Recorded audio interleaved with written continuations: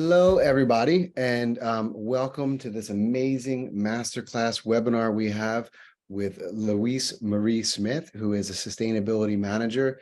I'll tell you all about her in a second, but just a few kind of housekeeping things. Number one, thanks for joining us. We already have quite a crowd joining from all over the globe. I know we have participants as far as Africa and the UK and South America, and then of course the continental US. So thanks for joining us. You're in for a really serious, eye-opening treat as to what goes into sustainability management and the importance of it moving forward if we're to sustain our industry and our planet. For those of y'all who do not know me, my name is Jonathan Whittaker. I am one of the chairs of the filmmaking department in New York City. I specifically oversee the short-term workshops and do some of these special lectures. Anyway, you're not here to look at me or to hear from me, but we're here rather to learn again about this very important practice in this emergent field and to hear from the expert in the field, Louise Marie Smith. A bit about Louise. As I said, she is now a sustainability manager. She's also the founder of Neptune Sustainability, which is a company that is dedicated to lowering the carbon footprint in film and television production. And she's worked on some massive movies with some franchises that I'm sure you all know, such as Jurassic World, James Bond, No Time to Die, The Eternals. And so again, just really big tentpole films. And it's really important that she has that role. So I'm going to ask her to join me. She'll tell you a bit more about herself and then jump into the why, the how about sustainability management. At the end of it, we will open it up to a Q&A. So if you have questions, feel free to type them while you have them in the Q&A function down at the bottom. I will be going through those and curating them, excuse me, for the last half hour of this presentation. But again, thanks for joining. Hopefully you're as excited as I am. And so without further ado, I will ask Louise to please join me on the screen, and then I'll turn it over to her. Hello, everybody. Hi, Jonathan. Thanks Hey, for that Louise, introduction. how are you this evening? I'm great, thank you. Lovely to be here. Yeah, it is evening time for you, yeah? It's 6 p.m. here. Yeah, I'm based in London in the UK. Nice. Probably can tell from the accent. A little bit. I love that we have this global community, and if we are to tackle problems as big as climate change in our own industry, it's important that it's a global effort. So again, I can't thank you enough for agreeing to join us and to sharing what you know with our body of participants. So again, brevity is not my forte, so I apologize. I'll shut up. I'll turn it over to you, and you'll see me again at the end of this. But I'm here if you need me. Fantastic. Thank you so much. Hi, everybody. Great to be here. Thank you to the New York Film Academy for this invitation to talk to you all about sustainability in film and television. A little bit about me. So yeah, I'm the founder and managing director of a company called Neptune Sustainability. We're based in the UK, and we work in decarbonizing and reducing all the other environmental impacts of film and television production. But how I got there is kind of a little bit of a journey. So I'm guessing most of the participants who are listening are probably in film school right now, given that this is the New York Film Academy. I actually studied biology, was my degree. So I very much came from kind of like the environmental science background. I did a master's in resource management, and then I worked in an environmental consultancy for several years. So essentially working with the kinds of industry you would expect has lots of environmental regulations. If you want to build a wind farm or put in a subsea telecommunications cable, we would do all of the environmental impact assessments for that. And I always loved film and television. And I was really fascinated by the process of how it gets made, and always had that little niggle that I kind of wanted to work in the industry. But after having spent 10 years and 2 degrees studying the environment and environmental science, I didn't want to throw away what that background was. So I decided, okay, well, I can see that film and television has there's something going on there. And at this point, Albert had just begun in the UK. That's our carbon certification and calculation in the UK. The Green Production Guide had started up in the US. The Environmental Media Association was kind of fairly newly started up. And so I could see that people were starting to think about this in the industry, and that some work was beginning to be done and some studios were starting to pay attention, but I felt that I kind of had something that I might be able to bring to it. So this is back in around 2010, 2011. I came out to the States. I went across to LA and I met with pretty much whoever would give me 10 minutes in the environment or EHS departments of a couple of the studios over there, and just sort of said, you know, I see that you have green runners going on to some of your shows now. I think we could take it a step further if we really want to make some substantive change. This industry uses so many materials and so much fuel and creates so much waste that, you know, we have to start really thinking about this when we're making content. So I had some fantastic conversations with many people in those companies, and after about 2 years of badgering them, Disney eventually said, fine, okay, we'll try it your way. And the first feature film I worked on was Into the Woods for Disney. So I got to really kind of see what it was like. And I had spent that 2 years before really learning about what life on set was like, what those impacts were, who everybody was and how they interacted, and really kind of got to know the behind the scenes life so that I understood it well enough and what the logistics were to try and do something that might be of some help. So I've got a few slides now just to run through. I'm going to ask our lovely technician, he's so quick, thank you, Charlie, to put them up on the screen. I'm going to run through these. So if we flip onto the next one, we'll just see kind of the basic agenda. So we only have an hour here, so it's going to be pretty broad strokes, but hopefully it will be useful, and there's plenty of information out there if you do want to kind of look in more depth, and we can share some of those links later. So quickly, I'm going to sort of just put a little figure on what the problem is, what the role of sustainability on set is these days, how you might want to get started if you want to look at this in your own productions, and then close up with some practical tips and a couple of case studies. And that's kind of behind the scenes, but also how sustainability might interact with editorial and narrative on screen. So let's jump into the next slide. All right, so what's the problem? Essentially, there is no film on a dead planet. So if we want to keep entertaining the world, we need to ensure that we have a habitable and stable planet to entertain. And according to Albert data in the UK, an average tentpole production, so that's a budget of over $70 million, so pretty large show, generates 2,840 tons of CO2. That's one show. So that's the equivalent to the amount of CO2 that it would take 15 million square meters of forest to absorb. It would take an entire year, and apologies for the metrics, as opposed to imperial figures. So what does one ton of CO2 look like though? This is, you know, it's colorless, odorless gas. It's quite a weird concept to talk about what is 1 ton of CO2. So the diagram on the right there, that's a balloon that's filled up with what the space 1 ton of CO2 would take up.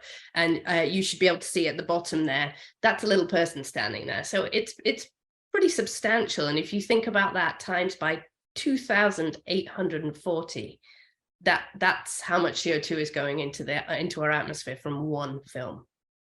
All right, moving on. Just to dig down into where that 2,840 comes from, this is the breakdown based on all the data collected from a slate of productions that certified with Albert. And you can see on that kind of top left half, 50% of that is from our fuel use. So it's pretty substantial. We know where the problem is now.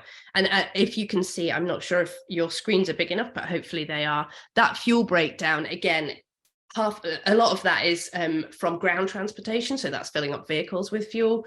And then the other section of that is from fuel to create power. So that's bringing generators on site to create power, to run our lights, to run our trailers, to run our catering.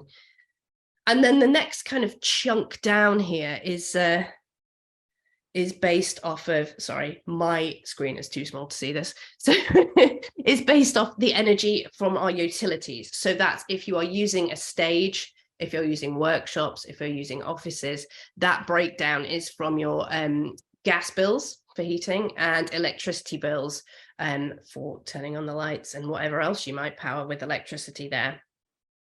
The next chunk down there, that's 16% there at the bottom, that's from air travel. So that's, you know, in the case of most of the productions that I work on, which are mostly inward investment, so they're US productions that are filming in the UK, that's directors and actors and studio executives flying from LA to London there. And maybe perhaps if you're filming part of the show in one locale and then moving all of your crew somewhere else to get some of your scenes, that's crew transportation as well.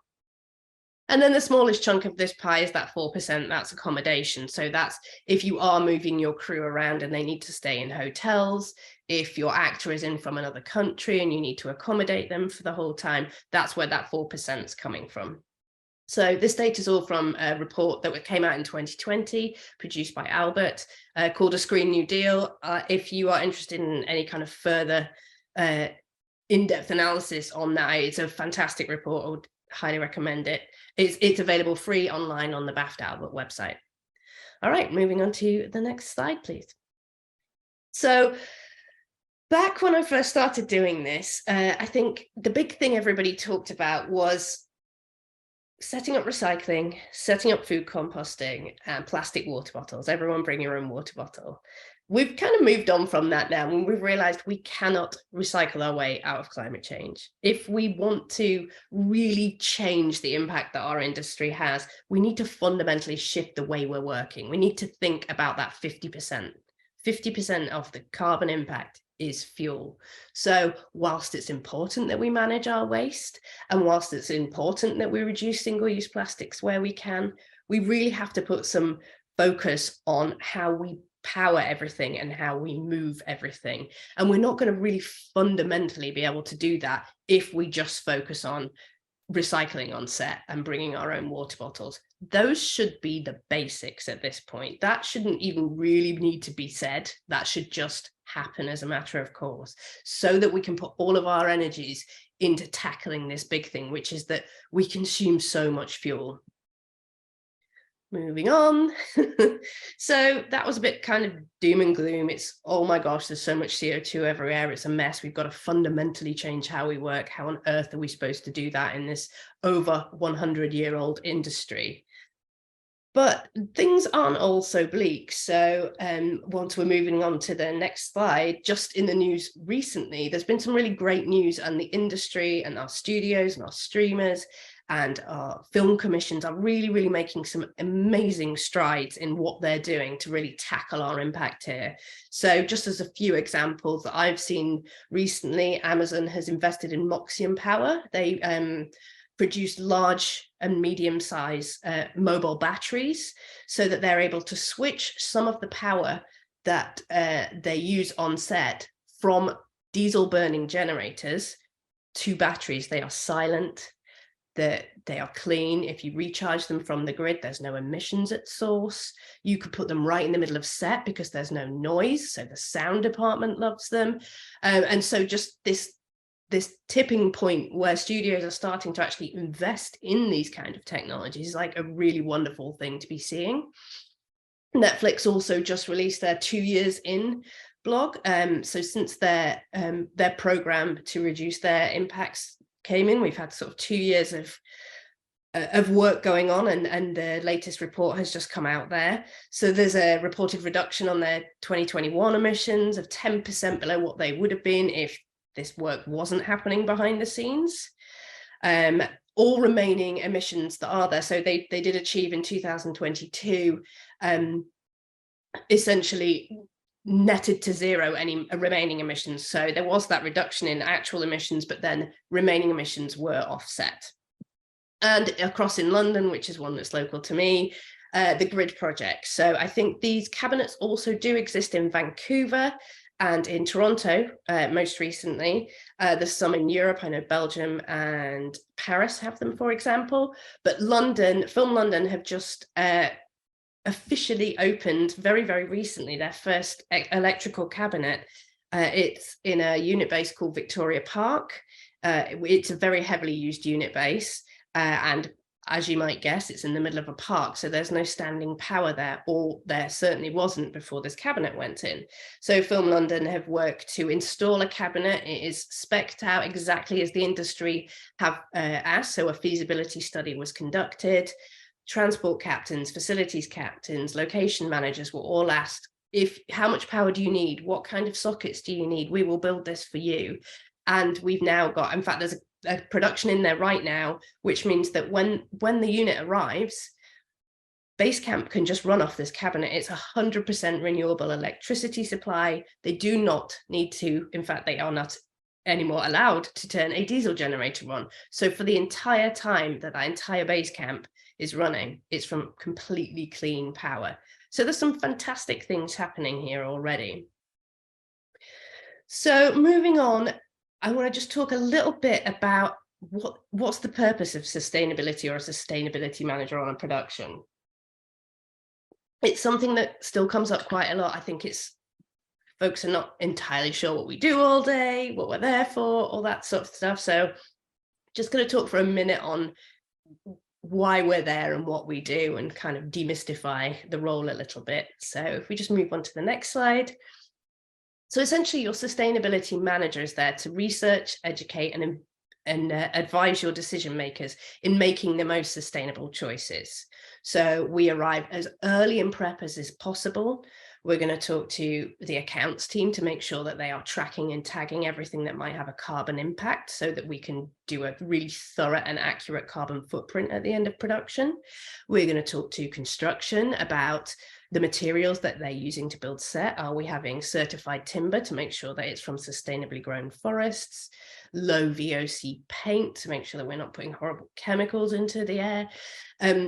It might be a conversation with the costume, the art, the props, or the set deck department about where all of the materials that they're going to use are coming from. Can they purchase from a production that's just finished and reuse something? Could they rent it rather than buying new stuff? And if they need to buy stuff, could they buy secondhand so that we're not creating new stuff all the time?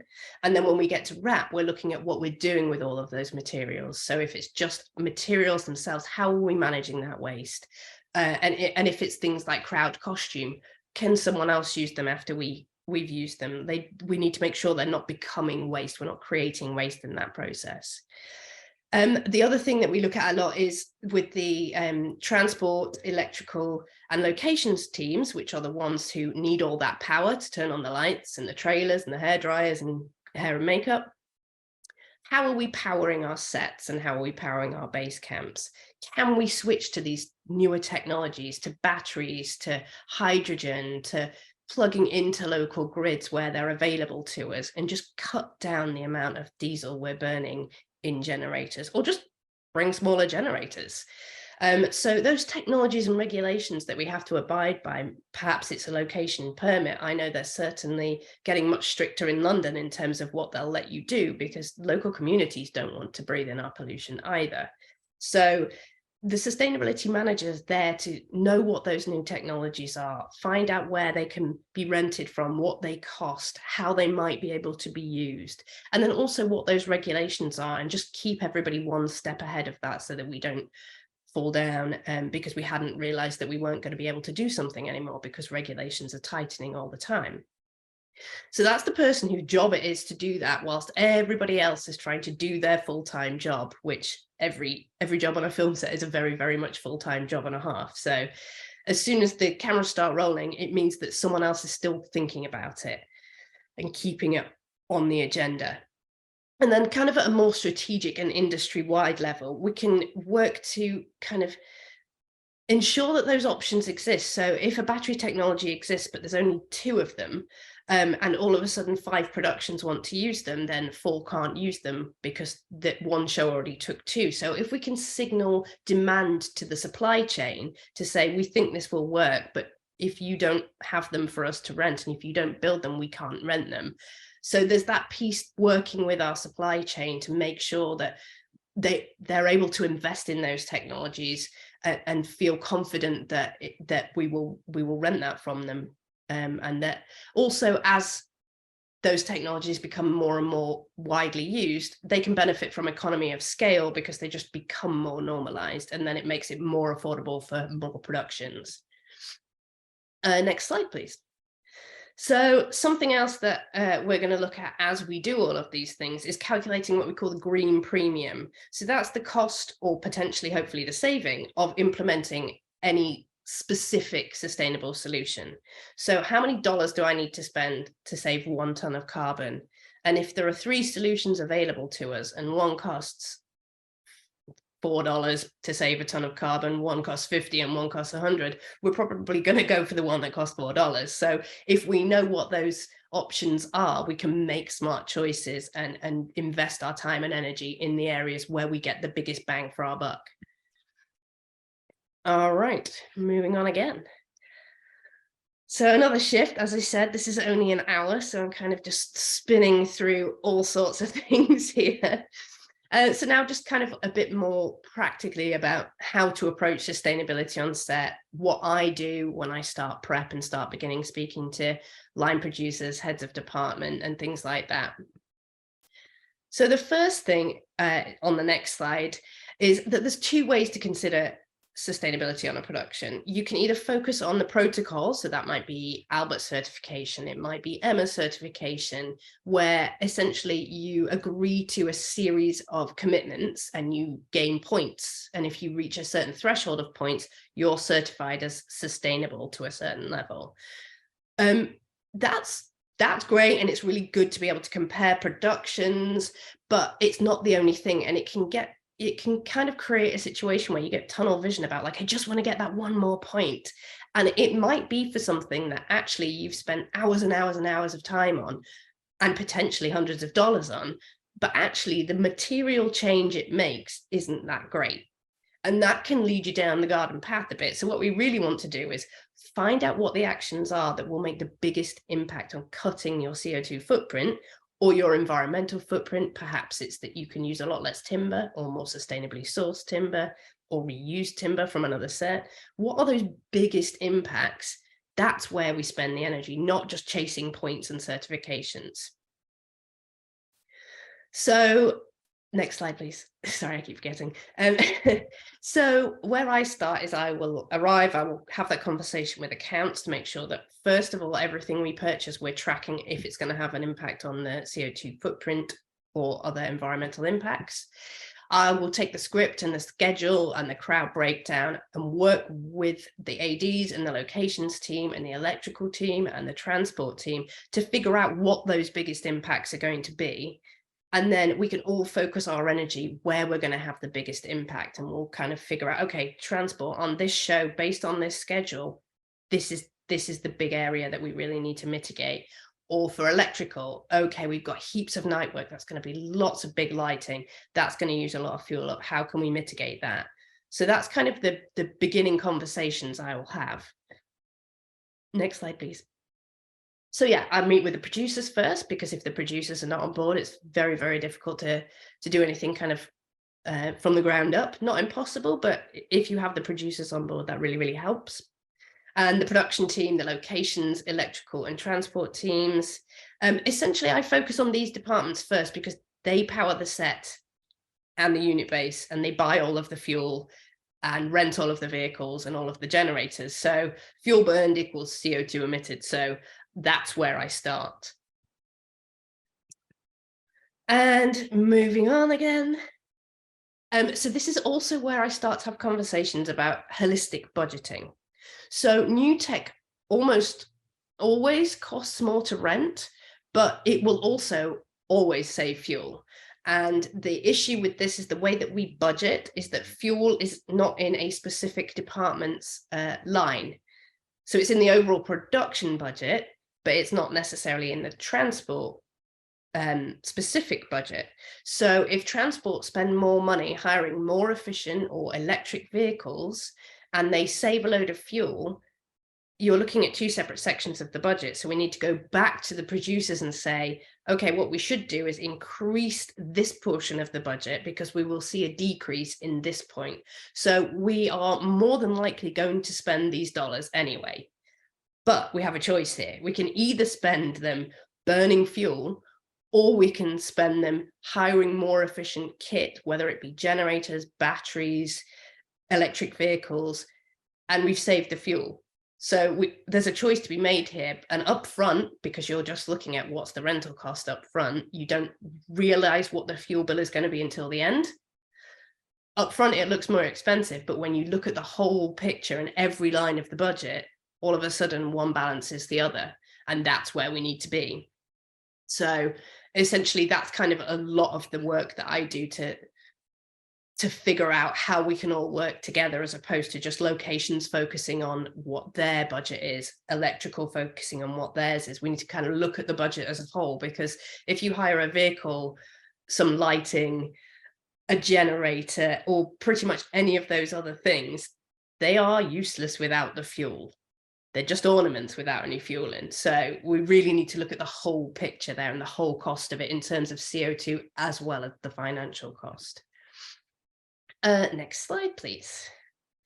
So specifically, what are we looking to do here when we get going and we have all these conversations and we're looking to mitigate these CO2 impacts? So first, we want to reduce and optimize.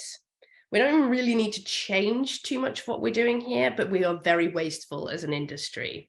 So that's just maximizing the fuel and energy efficiency by talking to each other.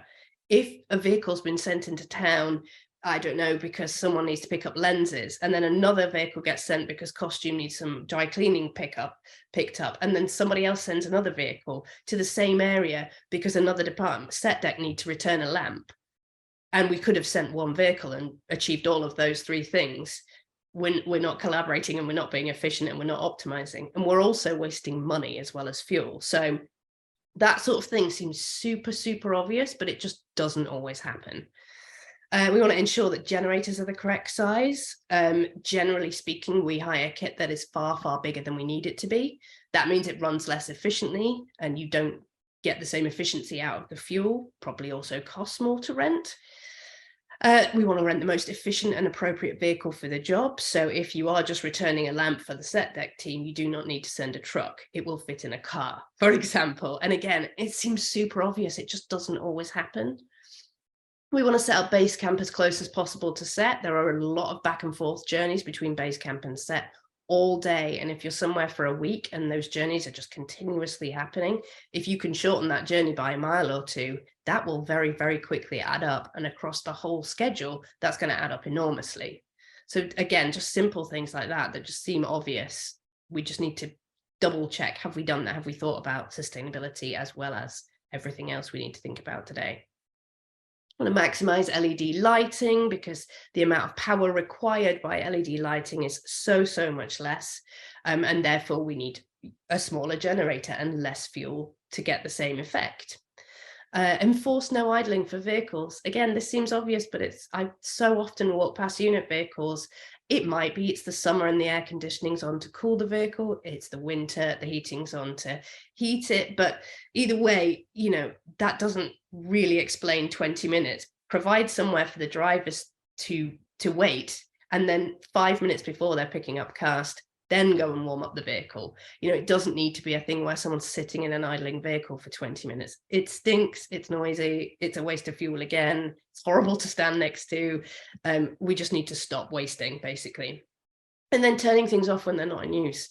If you're the last person to remove something from pulling power from a generator, make sure that generator's off too. The amount of times that people are not quite sure, so they don't do it, and then it's just running for absolutely nothing.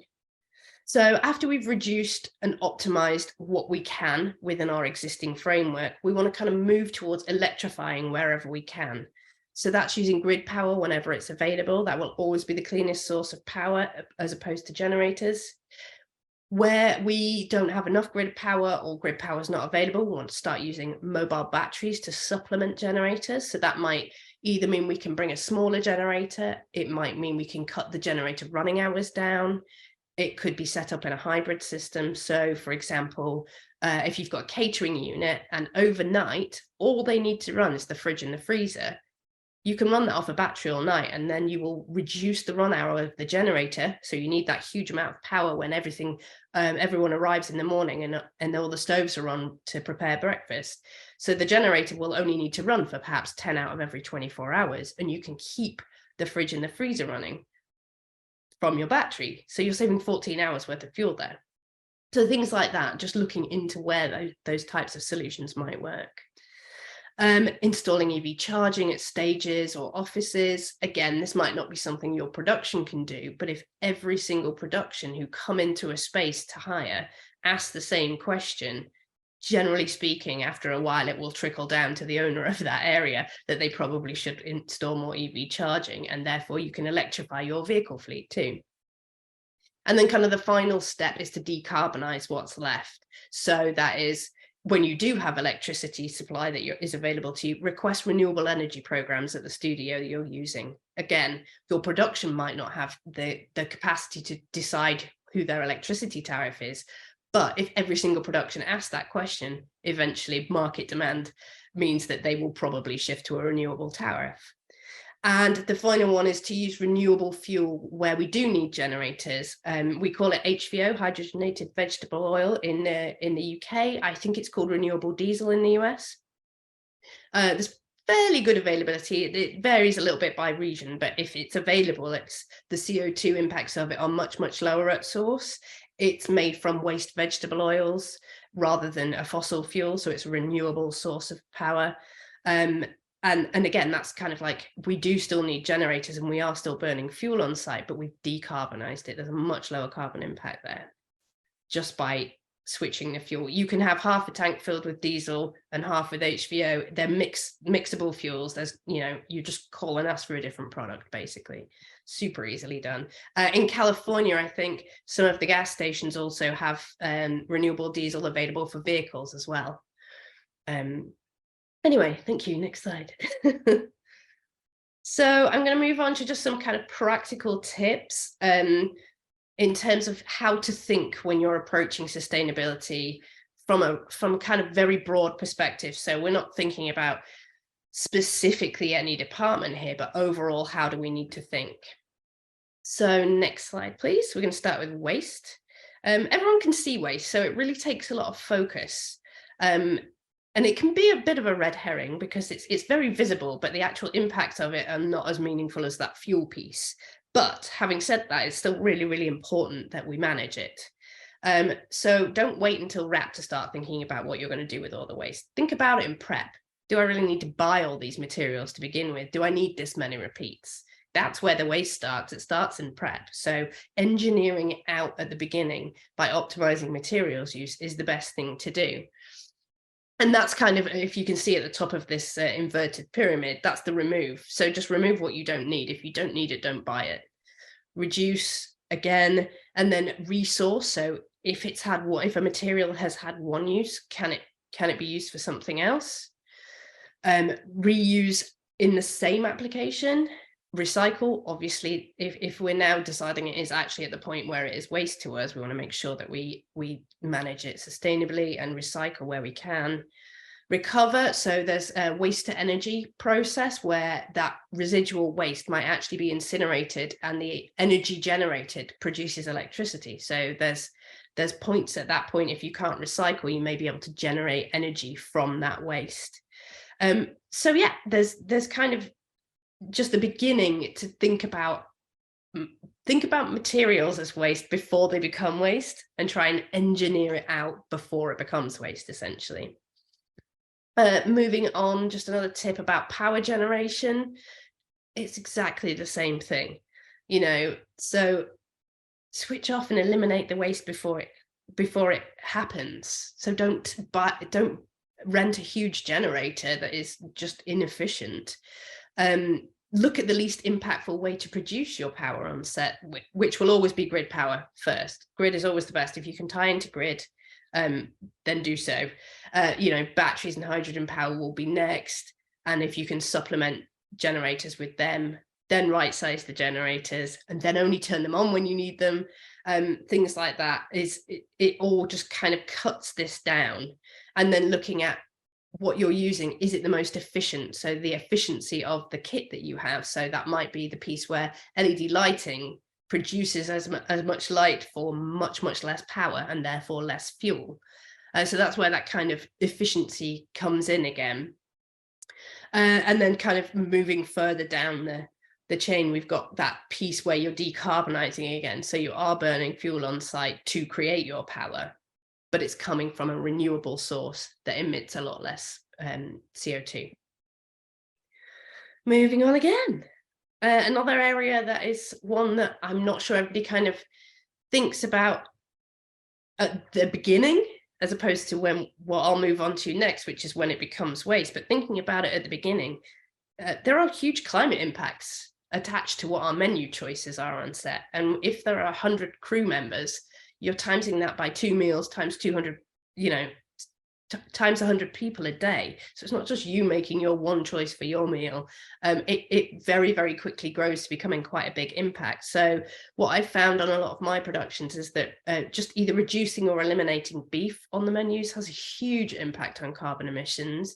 It doesn't tend to upset anybody. I think it's quite regionalized again, but generally it tends to not create too much of a problem on the shows that I've worked on. Or you could reduce all red meat, just cut that down to, a certain number of days a week, or less options on the menu of red meat, or maybe meat-free days, something like that. So on the chart here, you can see that top big long red line, that's how many kilos of greenhouse gas are produced per serving, and that top one is beef. You can see how much more that is than all of the others. So the next one down is almost half, and that's lamb. And then moving down the way. But beef has a huge carbon impact. So, and that's quite an easy switch out for caterers to make. It doesn't reduce the food choices of the crew really much at all. And it can have a huge impact on the carbon emissions. So moving on to the next one, which is after meal service, when now we've got food waste. So again, we need to think about it at the beginning, because food waste has a huge climate impact as well. As it breaks down, it releases methane, which is a very potent greenhouse gas, more so than carbon dioxide is. So we really want to reduce food waste from a carbon perspective, but also from the perspective that we want to reduce and optimize, right? We want to reduce waste everywhere. It's a waste of the produce, it's a waste of money. So that's where we want to think first. Do not create the waste to begin with. And then where we do have edible meals left, that's something a kind of sustainability consultant or manager can help you with, or perhaps someone in the catering team can help you identify a charity or a local organization that might be able to take that edible food at the end of the day and feed someone else. Maybe it's an after school club, maybe it's a homeless shelter. Find somewhere to donate if that's possible. And then finally, there's going to be a certain proportion of waste that is no longer safe to eat, and you have created some waste, so manage that properly.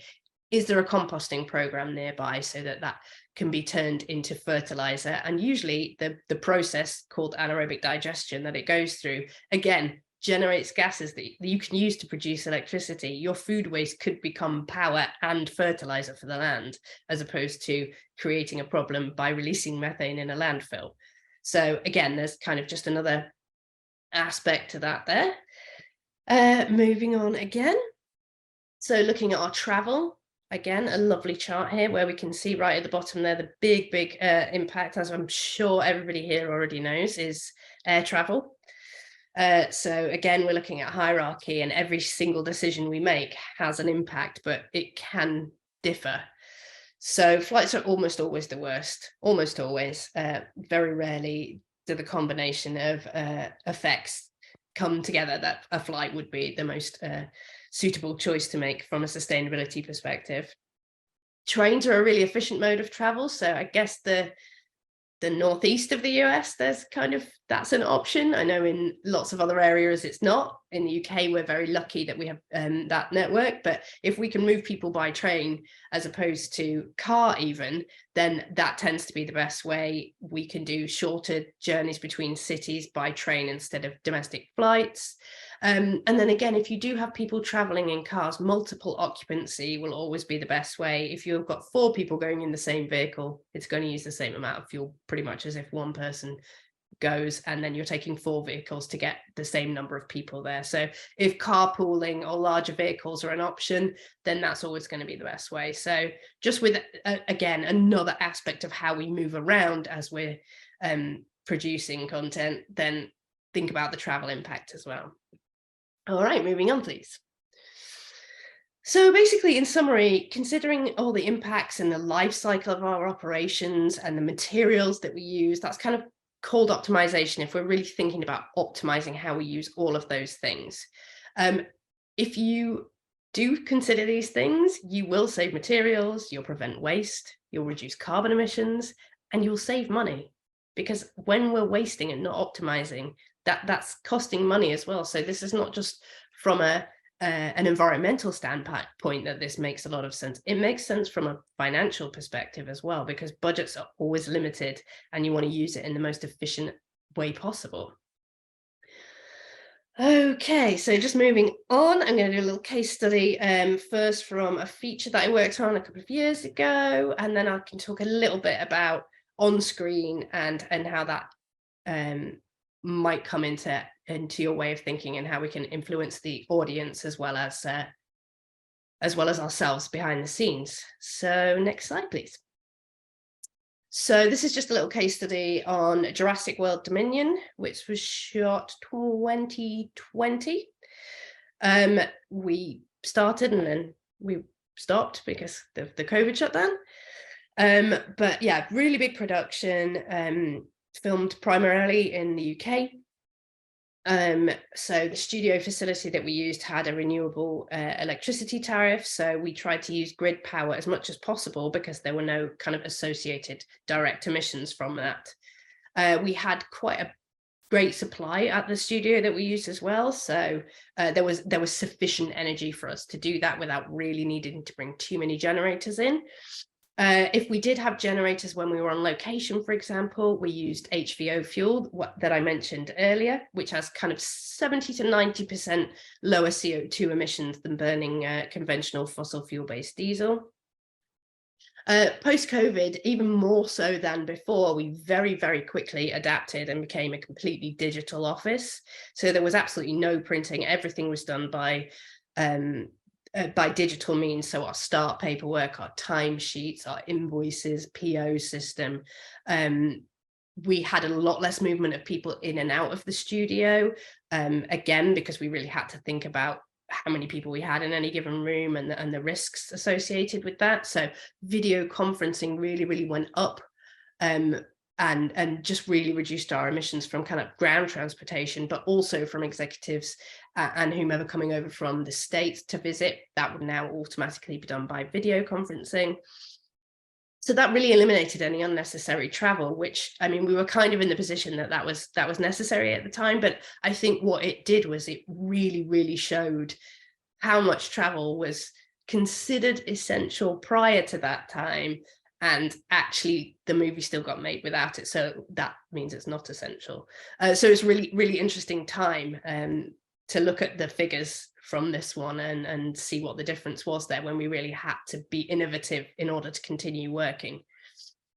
There were some on-screen mentions of the impact of climate change and biodiversity loss and potential impact on the global food chain. So again, very wide audience for these movies. So that's kind of having a mind print as well as thinking about our carbon footprint. We have a mind print on our audience, and there was kind of some mention in there. Moving on again, please, to the next slide. We did have some set builds. We used FSC certified sustainable timber. The dinosaurs themselves, as well as some other set pieces, were made out of fiberglass and silicone molds. We found a company that was able to recycle them, which was great. We had a lot of stunts. Stunt wires, generally speaking, are only able to be used kind of for one production. You can't continue to use them because they're no longer safety rated.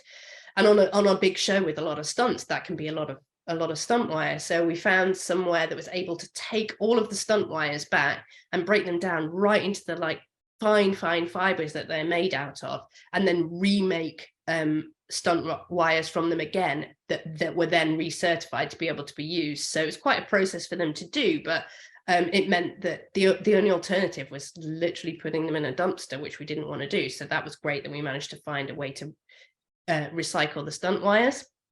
We served no beef at all for the whole show, which went great. We had fantastic support from our producers and from our crew, and still ate wonderful, nutritious food for the whole time we were shooting it without any beef. Our crew all bought their own water bottles, and production provided reusable coffee cups as well. The coffee cups themselves were a brand called R Cup, and they're actually made out of recycled coffee cups from all of the big brand coffee stores, the disposable ones that you'll get as takeout. They remake them into actual reusable coffee mugs. This was a bit of a piece again with COVID and people refilling bottles from water fountains, but we worked with the safety team and the health team and the COVID team to figure out what our parameters around that were and how we could do that and keep our crew safe. And after some trialing and negotiation and some advice came out from the World Health Organization about it, it was deemed that we could continue to use reusable containers again, which was great. All our food waste was composted, and all of our dishware that we had at catering was made from compostable products. So it was all from cornstarch. So they were also compostable. We didn't have kind of single-use plastics in our catering area. There is a more detailed case study on the BAFTA Albert website of this, if anybody wants to find out anything more about what we did on that show. But that's just one example of kind of how we've done this on a specific show that you might have heard of. All right, next slide, please. So for the last couple of minutes, I'm just going to talk about green light and sustainability on screen. So some kind of good news to round off before we get to the questions. So moving on to the next slide. Is green light becoming contingent on thinking about this? Well, yes, actually it is. Very, very recently, NBC Universal just announced their Greener Light program. So going forward, every film that they greenlight at Universal Pictures will include a sustainability plan, which is fantastic and incredible work. And it's great to see that this is happening. So the plan is designed to embed sustainable practices and eco-conscious forethought across the entirety of the filmmaking process. So from green light through development, all the way through the production process. And a fantastic piece of news to hear recently from Universal. Another thing that came out quite recently, and this is happening across several European countries. So the Austrian Green Production Initiative has recently been launched. I believe it was in February this was launched. So their funding guidelines encourage sustainable productions. So to be recognized and to receive public funding, you have to fulfill a number of mandatory conditions now. I know that there are several other countries that are starting to look at, if you receive public funding, you must do some kind of minimum environmental standards or tracking or carbon footprinting. So for example, in the UK, to receive the BBC's money to broadcast something, you have to commit to doing a carbon footprint through Albert. The British Film Institute does the same. I'm sure that this is going to become something that becomes part of what film commissions require of us when we're filming in their territories, which is great news. This is coming from everywhere, and everyone started to realize that we really need to take it seriously all around. So not just in production, but right from the beginning of thinking about shooting. Next slide, please. And then just finally, kind of, we've finished producing and editing and what have you, and now we're thinking about what actually ends up on screen. What are we doing in terms of communicating sustainability with our audience? So next slide, I've just got a few case studies to run through. So Blue Planet 2 came out quite a few years ago now, and initially on BBC in the UK, and then it went all around the world and had a huge impact on the way people thought about the oceans and their environmental issues, and specifically plastics was one came up. I don't know if anybody has seen it or remembers the dead whale calf that's got the plastic, and the mother continuing to swim with the calf. And I think that, and there was a shot of a tiny seahorse holding onto a Q-tip, a plastic Q-tip, that just kind of broke a lot of people's hearts. And it really, really galvanized people into thinking, this is terrible what we're doing to these beautiful oceans and all of the animals that live there. And I know it really, really, really went up the public agenda, but also the political agenda. We've had different legislation come in as a result of that in the UK to ban single-use plastics in certain circumstances and uses. And not only there, I think California's done the same thing. I'm sure lots of other places have too. My point of reference is London, so apologies for being a bit UK heavy on that. It's just what I know. But yeah, the mind print of that was around the world, and it was enormous. Another one was in an episode of Succession. I've tried to not be too spoilery with this by not mentioning characters' names in case people haven't seen it. This is not the recent episode that I know is in the news a lot, but there was a character in the show that was disinherited and removed from the will of his grandfather, who decides to leave his entire fortune to Greenpeace. And apparently they got on the Greenpeace legacy website, they got about 22,000 extra hits after this aired. And the amount of people leaving money in their will to Greenpeace went up enormously. So people had gone and taken this one episode of someone who'd done something on a TV show, and all of a sudden Greenpeace saw this huge spike in interest in people leaving money to Greenpeace in their wills. And this was kind of like a small part of the show, I suppose, but huge impact there in the real world. Moving on, just a couple more examples of how this might work. Oh, sorry, next slide, please. Thank you. So in Ted Lasso, the Nigerian defender Sam Obisanya takes a stand against the advertising partner, which is Dubai Air, who are found to be responsible for widespread pollution in Nigeria. And I think you can see in the photo here, they all cover up the branding on their shirts. So again, that's kind of a way that a character can have something in their narrative that happens to them that has an environmental message or environmental protection message. And then kind of as an example of a movie that did extremely well and that is an allegory for climate change, Don't Look Up. You know, that there's a website and various other materials available for people who watch Don't Look Up, and then it kind of was sort of an eye-opener for them. I think a lot of climate scientists felt like they could identify with the characters when they were going on all these news shows and saying, but the asteroid's about to hit us, why aren't you doing anything? So there's many, many different ways that you can weave climate storytelling into the narrative. And with the flip to the next slide, thank you very, very much for listening. And I guess I'm just about on time to get Jonathan back on. I think he's been keeping an eye on if there are any questions. Jonathan. I am here. How many questions? I am so many questions that I personally have, but I will turn it over to those who came to join and to hear. But I do want to say thank you, Louise. That was incredibly informative, and I think you covered such a range of topics, and I hopefully really inspired and opened the minds of our participants and viewers. I know myself that I am inspired by it, and I already feel like I've already learned so much. There are quite a few questions. There are still some coming in, some of which I've answered that were not really germane to this, but more about NYFA. But continue to populate that Q&A with any queries you may have. And so the first one, and I believe, Louise, you touched on it a bit, and it's from an anonymous attendee, but it says, are some territories given financial incentives when invited into certain sustainable certifications? Yes, I believe so. And I hope I'm correct in this, but I believe the Sardinian Film Commission is one of them. So yes, and that's one I know off the top of my head, but yeah, I think some film commissions are, so some are saying you cannot receive funding if you do not do this, and some are incentivizing, so perhaps you get your tax incentive might increase by 5% or 2% if you fulfill the sustainability requirements. So you can kind of have this sort of carrot or the stick approach. Awesome. Here's one that I actually had, and again, I think I can extrapolate from what you've already said to answer it myself, but I think you would probably do a much more articulate job of it. When we talk about, because some of your case studies are big tentpole films, and I know here we have a lot of student filmmakers or very indie filmmakers, and Mhm. so would you have any specific tips for those making films on much smaller budgets?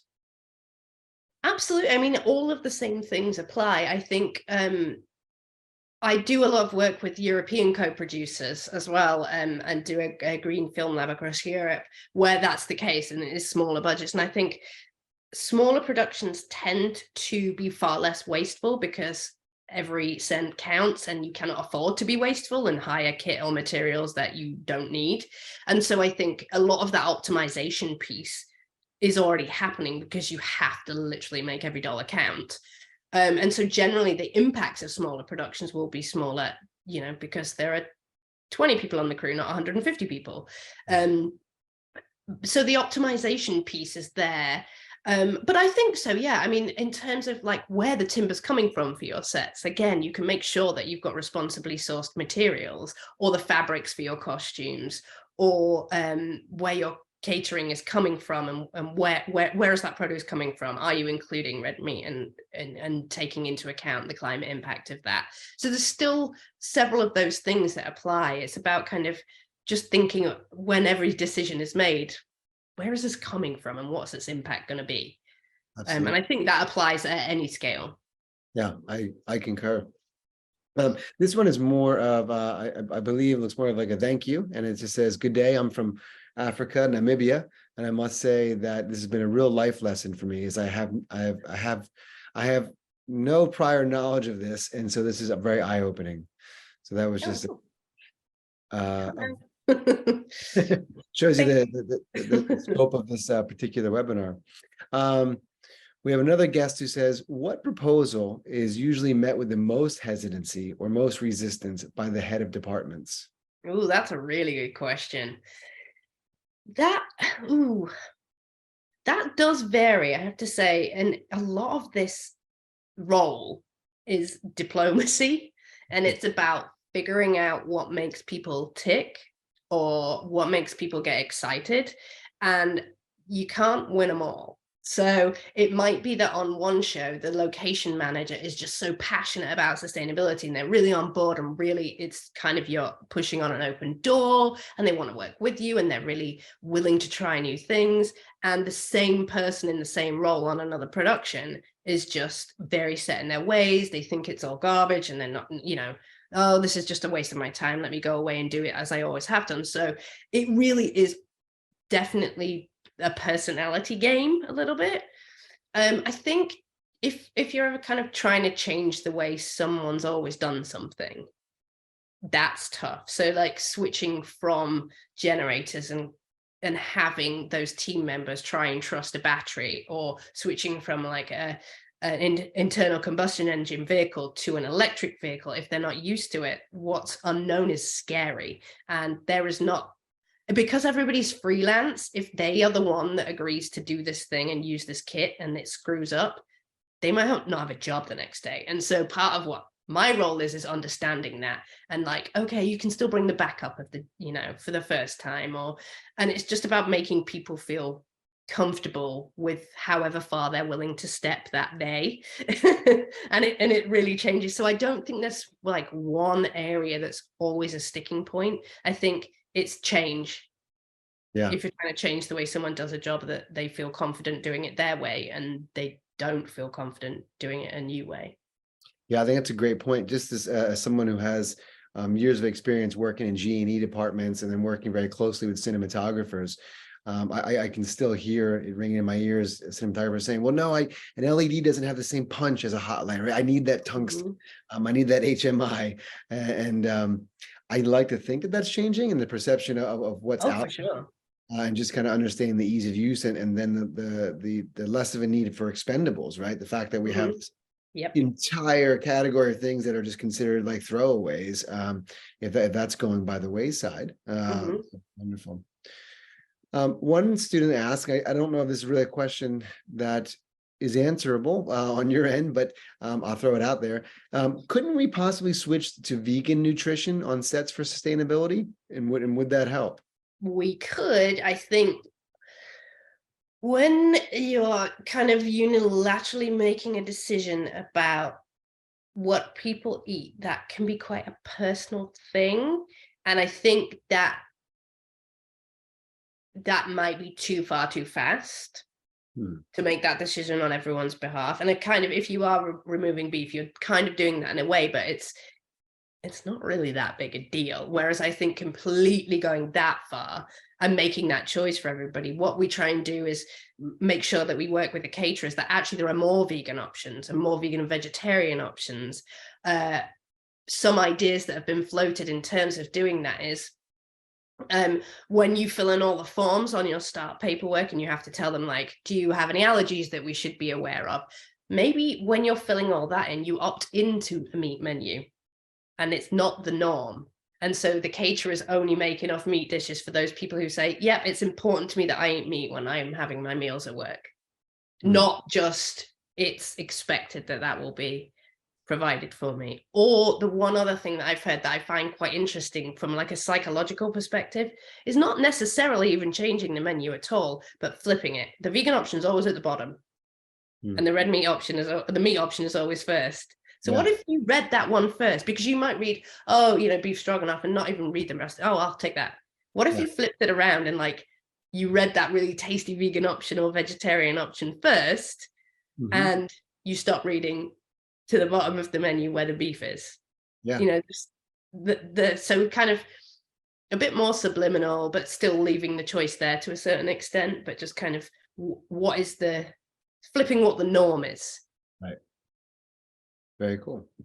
Daniela asks, are there any schools or studios offering programs to be certified as a sustainability manager?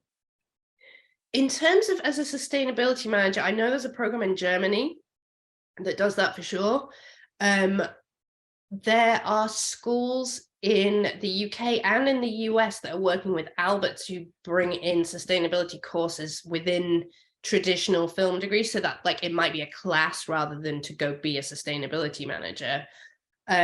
It's something that is being worked on for sure, because now a lot of studio pictures budgets has aligned for this role, and there aren't enough people that know how to do it yet. And so I'm working with several organizations to try and fill that gap. Like, what would that training look like? Because there's a lot of interest in it. So I think stay tuned on that one. Yeah, so this is where I'll jump in and shamelessly plug the New York Film Academy and say, stay tuned to our website, because we too are working on a certificate-based program and relying on people like Louise and her expertise in designing what the curriculum would look like.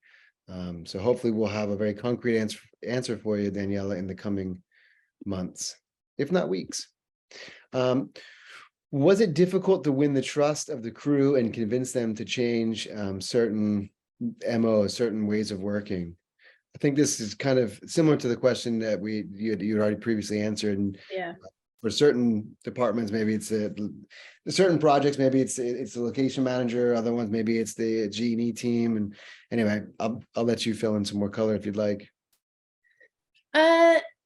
Yes. I guess.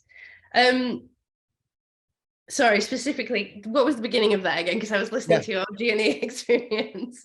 I'm sorry, I was saying the main question is, was it difficult to win the trust of the crew and convince them to change their usual modus operandi? Yeah, for sure. And I think the longer I've worked in the industry and therefore can draw on previous experience, the easier that gets. And I started offset. So we would change things that are like peripheral to the set first. And that's how we always start, to be like, hey, do you want to see this new tech running the honey wagon over here? Like, or, you know, something that's not absolutely mission critical at every second of the day. So if there were to be a problem, it's not going to be the end of the world. We're not going to stop filming. And then gradually, as more people see that piece of kit, if that's what it is, I do a lot of stuff with new technologies, the more they trust it, because they're now starting to recognize it as normal on set. And it was at unit based before, and then all of a sudden now it might be on the edges of actual set itself. You might be running Video Village from a battery, or the sound desk, or DIT at the end of the day.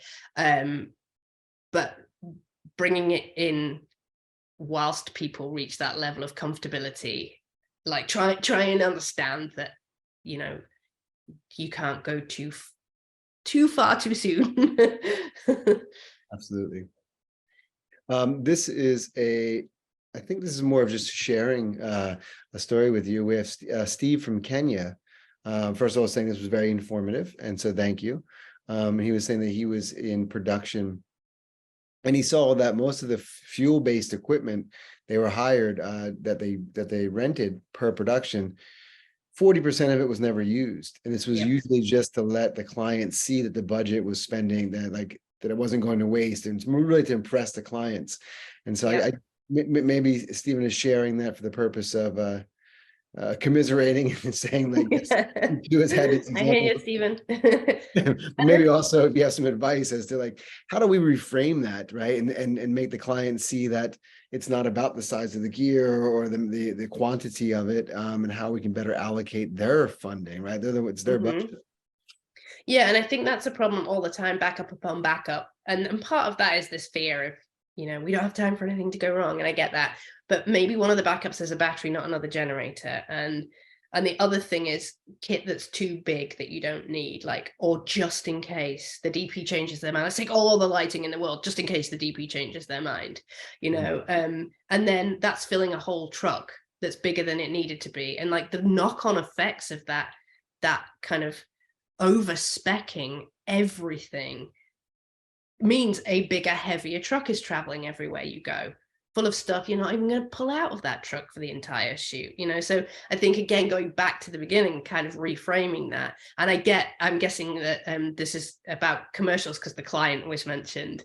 And again, kind of going back and saying, okay, well, we'll spend it, but we'll spend it on the newer tech that costs more to rent in the first place. And yeah, you'll save it on the fuel end maybe, but like, let's allocate those funds in a more sensible and sustainable way instead of just taking a bunch of stuff we don't need. Yeah, it's interesting. Like the point that you just brought up makes me think about the way in which, at least my experience is with educating filmmakers, specifically cinematographers. It's always, you know, request everything, even if you're not going to use it, right? Because you never know, you might need it here, you might need it there. And so I think that mindset we need to shift that mindset quite a bit, because, you know, as you say, the efficacy of the fuel efficiency, the size of the trucks, do we actually really need it? And most of that stuff lives on the truck for 90% of the show, right? And it never gets taken off the truck. Yeah, we've had vendors as well say, you know, someone will have ordered like a specific size generator and they're like, we didn't really have that one in stock for the date you wanted delivery, but we've sent you a bigger one. Don't worry, we've charged you the same. And we're like, but now it's going to run super inefficiently. We know that that's way bigger than we need. So it's not going to burn our fuel as efficiently. So you have actually cost us more money. And reframing that as like, oh, cool, we got extra power, but you don't need it. Push back, say to them, hey, no, I asked for this size. I want it, please, you know. Absolutely. Good point.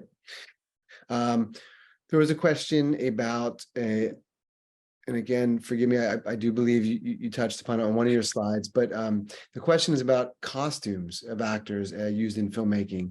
Can they be recycled?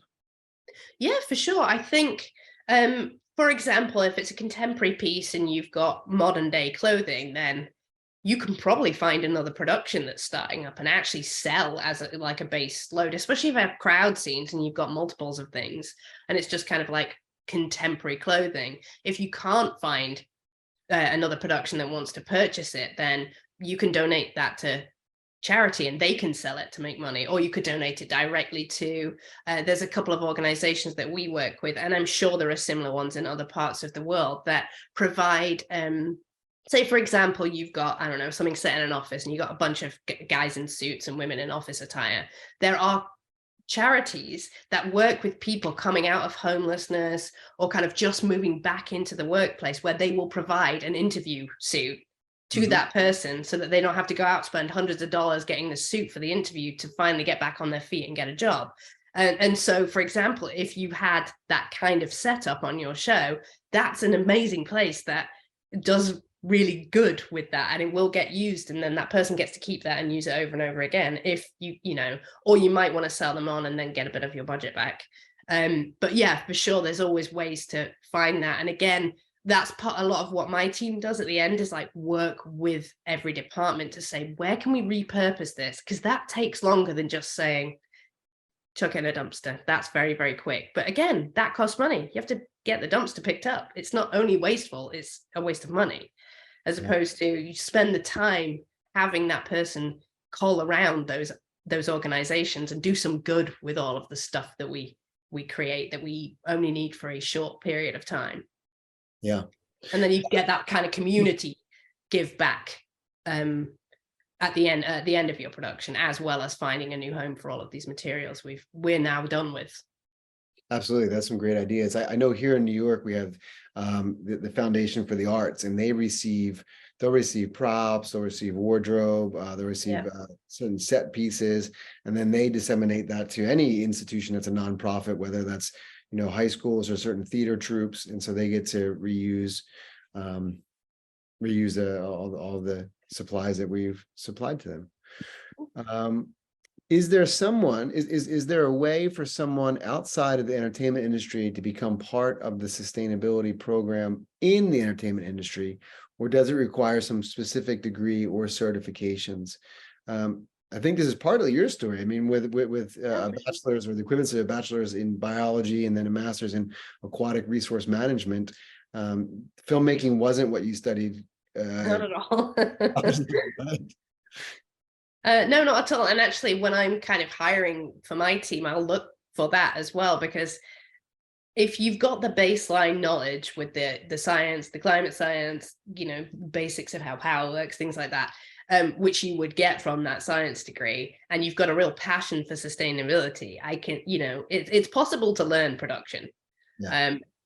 And so I think absolutely. And I think the industry needs more people coming at it from that perspective, because the other thing that you bring when you come from that perspective is that you're not blinkered to, but this is how we always do it.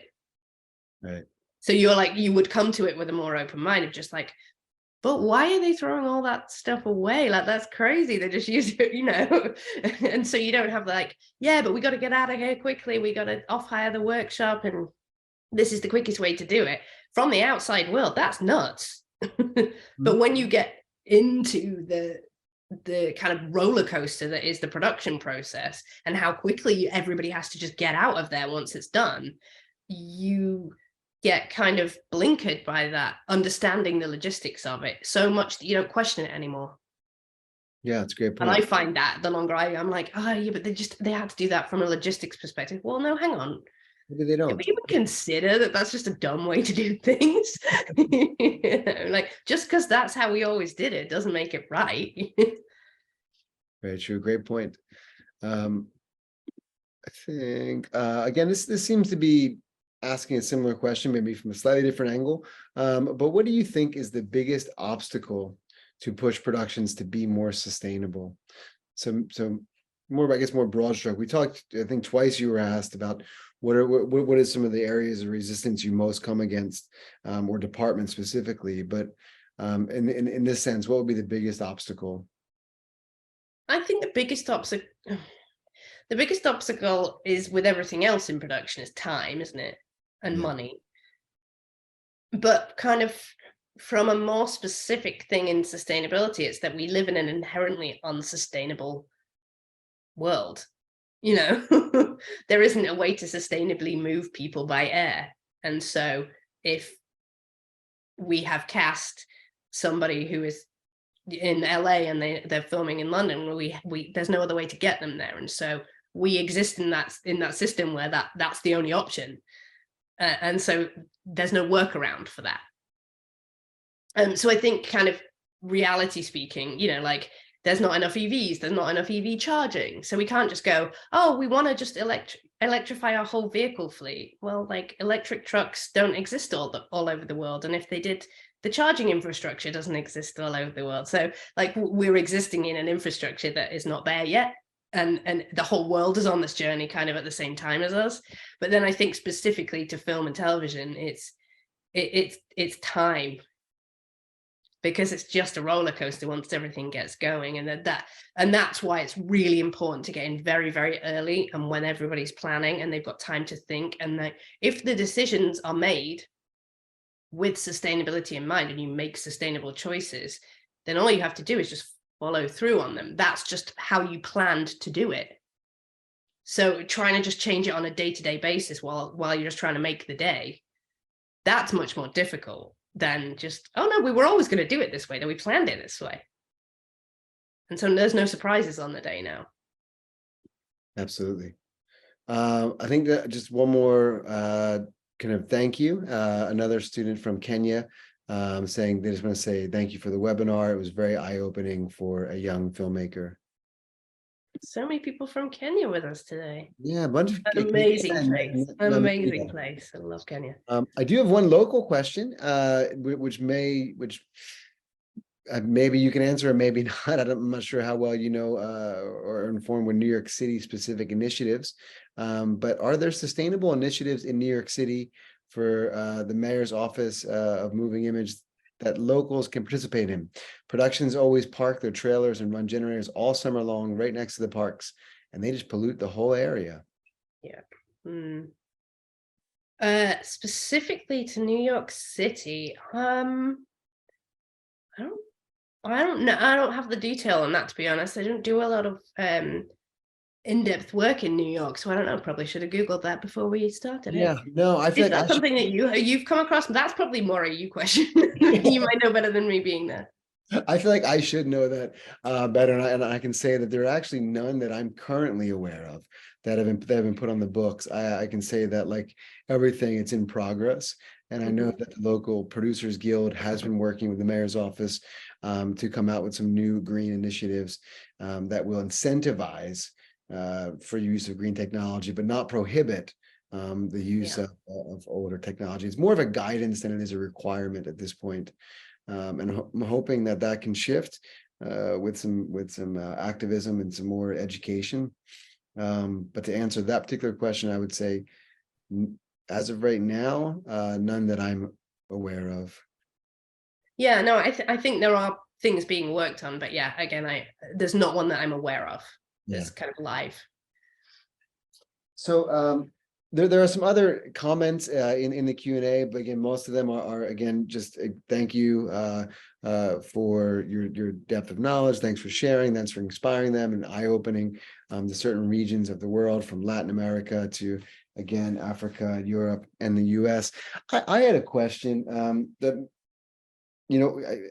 maybe it's a large question, but just out of curiosity, because the world of virtual production was open to me during COVID, and I think we think about virtual production in two different ways.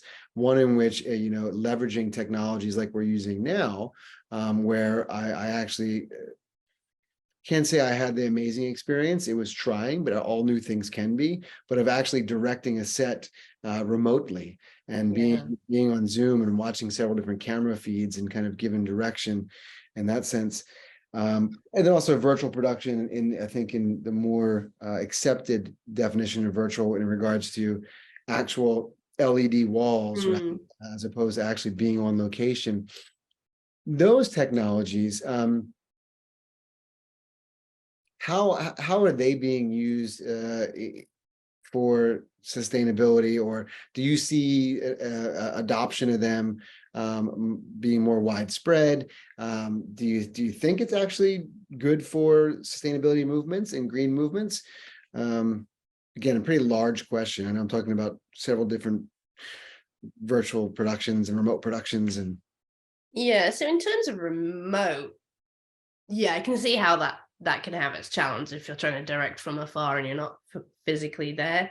But I mean, a lot of productions made it work. A lot of live broadcasted it, I think, during COVID as well, because they weren't able to be in the same place. So I don't know that there's been any kind of like definitive answer to that, but we did notice that the way that our carbon footprints were split on the productions when we had kind of like big COVID protocols and therefore not much traveling in place, when we were able to get back up and shoot again, like the chunk of the pie that was travel, like generally got a lot smaller. and the chunk that was perhaps energy use often went up because everything was now digital, but also because people had to be spaced so much. In order to have the same number of people at a base camp in a trailer, you could put like 50% of what you would normally do. So now you're hiring 2 trailers. Yeah. And so then if you had to move them, actually you weren't saving any travel. So the air travel went down, but ground transportation went up.